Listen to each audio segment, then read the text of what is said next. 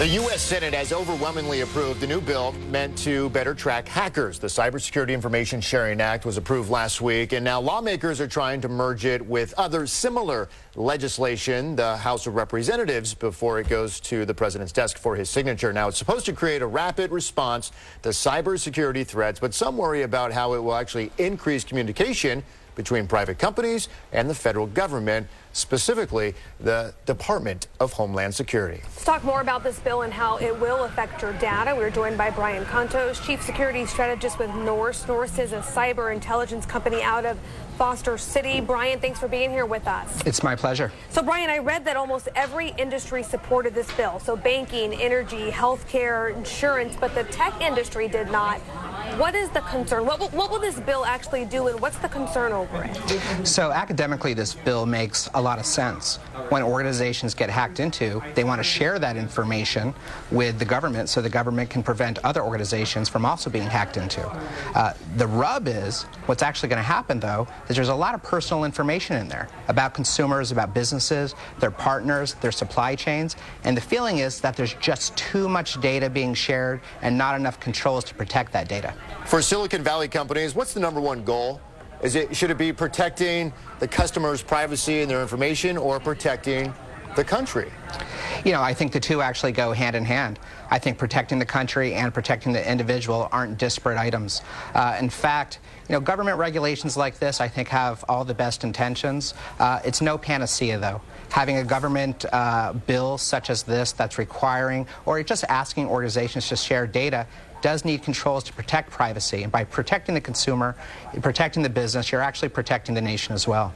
Well, Brian, would you go as far to say, agree with the critics who say that by connecting private companies with the government, that we are actually more prone to hacks? You know, I think if you consider how is this data going to be stored, and if a lot of organizations adopt this and they're sharing information, can the government even process such a massive flow of information? Can they keep it secure? And even if they do this, how is this going to affect us doing business internationally? There's a lot of concerns now coming from companies outside of the United States that are wondering, should we continue to do business with organizations in the U.S., such as cloud providers? So, Brian, here we are talking about sharing information between the government and private companies. I want to run this idea by you. I was reading this line from Symantec CEO Michael Brown, and I thought this was quite interesting. He said, rather than sharing information directly with the government, an independent civilian agency should act as an information clearinghouse. What do you think of that idea? You know, I think there's a lot of great ideas out there. You'll see a lot of industry organizations are sharing information. We've seen this in financial services. We've seen this in critical infrastructure.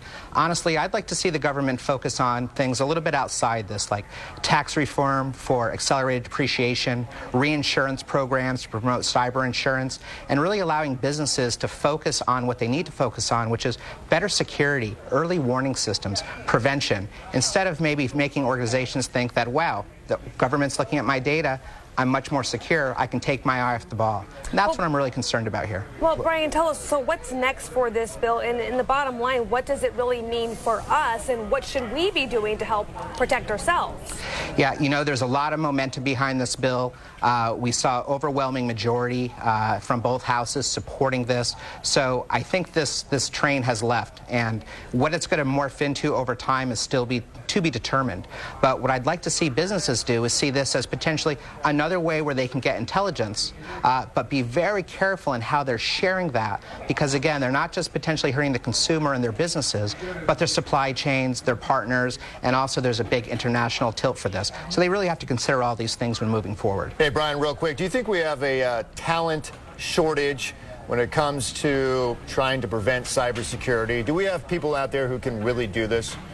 You know, we certainly do have a talent shortage, especially in this country. One of the areas where I'd love to see more involvement from the government, again, I talked about insurance reform, tax reform, litigation, is also in the area of STEM. And not just at a collegiate level, but for youngsters in as early as elementary school, getting them involved in science and technology, getting them introduced to security. This is what we need to do, and we need to do it now. All right, Brian Contos, Chief Security Strategist with Norse out of Foster City. Brian, thank you. Thanks so Brian. much.